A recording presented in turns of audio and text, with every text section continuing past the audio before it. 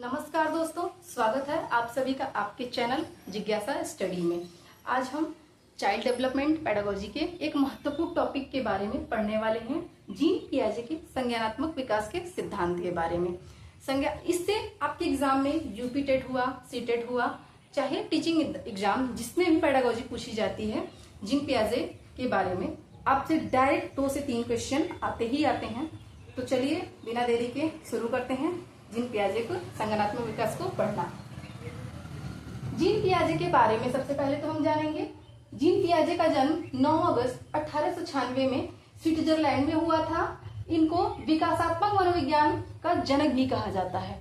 इनको विकासात्मक मनोविज्ञान का जनक भी माना जाता है। इनका मानना था बच्चा अपने अनुभवों से ज्ञान का निर्माण खुद करता है। बच्चा जैसे जैसे परिपक्व होता है वो अपने ज्ञान का निर्माण क्या स्वयं ही करना शुरू कर देता है। वो अपने अनुभवों से सीखता है, इनका कहना ये था। अब आते हैं इंपॉर्टेंट कीवर्ड्स पे। आपके एग्जाम में डायरेक्ट इससे क्वेश्चन फंसते हैं, जैसे स्कीमा क्या होता है, अनुकूलन क्या होता है, इस तरह की ये जो भी चीजें दी हुई हैं डायरेक्ट आपके इससे क्वेश्चन फंसते हैं। चलिए मैं समझाती हूँ आपको।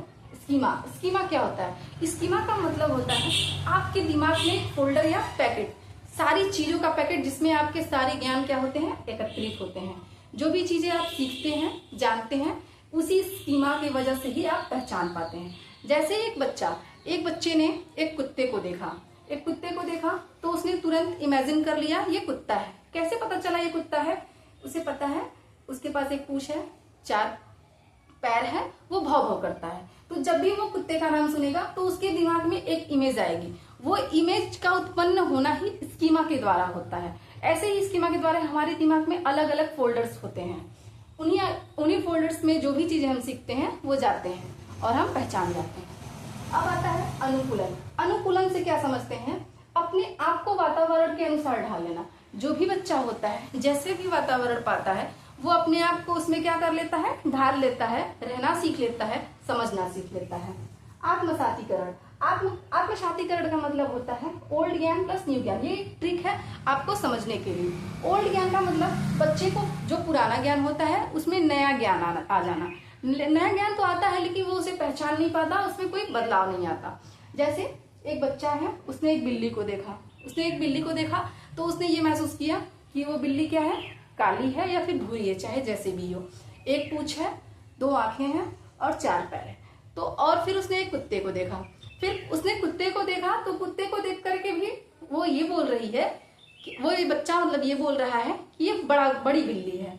मतलब नया ज्ञान तो आया, पुराना ज्ञान तो था ही, नया ज्ञान भी आया, क्या उसको बड़ी बिल्ली बोलना, लेकिन उसमें कोई परिवर्तन नहीं आया। ये होता है आत्मसातीकरण। अब आते हैं समायोजन। समायोजन में क्या होता है? ओल्ड ज्ञान प्लस न्यू ज्ञान में चेंज आ जाता है।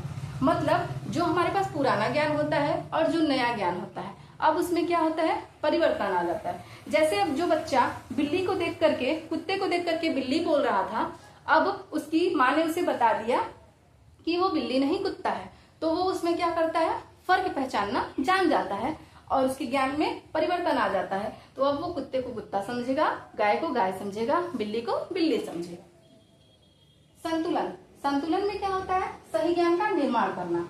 सही ज्ञान के निर्माण से तात्पर्य ये है कि अब बच्चा इसमें पूरी तरह से फर्क करना समझ जाता है कि कौन सी चीजें क्या होती हैं, कुत्ता क्या है, बिल्ली क्या है, गाय क्या है, बकरी क्या है। अब आते हैं संज्ञानात्मक विकास 4 अवस्थाएं। जीन पियाजे ने संज्ञानात्मक विकास की 4 अवस्थाएं दी हैं, जिसमें सबसे पहला आता है संवेदी गामक अवस्था। यह जन्म से लेके 2 साल तक के बच्चों में होता है, जिसमें बच्चा ज्ञानेंद्रियों, वस्तु अस्थायित्व और अनुकरण से सीखता है। ज्ञानेंद्रियों से मतलब है वह कान, नाक, मुंह, जीभ, त्वचा से सीखता है। आपने देखा होगा जब भी आप बच्चे को कोई खिलौना देते हैं तो वो तुरंत मुंह में डाल लेता है। मुंह में डालने से उसने उसका स्वाद ले लेता है और उसे आकार को समझ जाता है। वस्तु अस्थायित्व का मतलब होता है बच्चा जो भी देखता है, जैसे कि उसको एक खिलौना दिया गया, उस खिलौने को उसने देखा और उसको गायब कर दिया गया, तो बच्चा उस खिलौने को उसी जगह ढूंढेगा जहां पे उसने उसे देखा था। अनुकरण का सबसे साधारण मतलब होता है नकल करना। बच्चे के सामने अगर आप कोई भी चीज करते हैं तो देखते होंगे बच्चा तुरंत उसका अनुकरण करना प्रारंभ कर देता है। जैसे अगर आपने बच्चे के सामने जीभ निकाला तो तुरंत बच्चा क्या करता है, जीभ निकालना शुरू कर देता है। दूसरी अवस्था बताई उन्होंने पूर्व संक्रियात्मक अवस्था, जिसमें बच्चा 2 से 7 साल का होता है। इसमें भाषा का विकास तेजी से होने लगता है, जीववाद की तरफ होता है, आत्म केंद्रीयता होता है, प्रतीकों का प्रयोग करना। भाषा का विकास तेजी से होने का मतलब होता है जब भी बच्चे को कोई भी नया शब्द मिलता है, उस नए शब्द से वो अलग अलग शब्दों को भी पकड़ लेता है और उससे नए शब्द का ज्ञान होता है।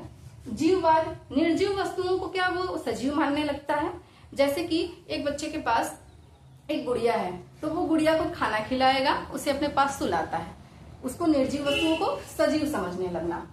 आत्म केंद्रीयता, आत्म केंद्रीयता का मतलब होता है बच्चा जो भी देखता है, जो भी अपने से अनुभव करता है, जो भी महसूस करता है, उसे लगता है पूरी दुनिया में वैसा ही हो रहा होगा।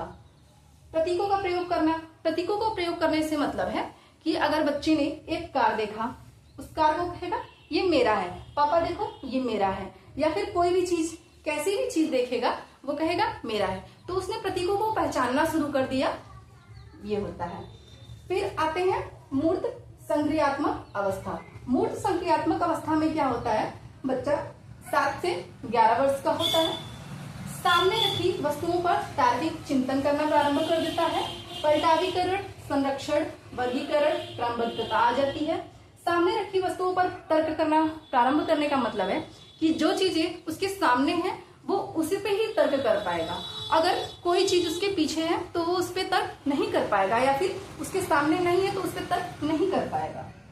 पलटावीकरण, पलटावीकरण से तात्पर्य ये है कि बच्चा 3 + 2 5 होता है, तो 2 + 3 5 होता है, ये भी समझने लगता है, जैसे कि उल्टी गिनती सीख जाता है।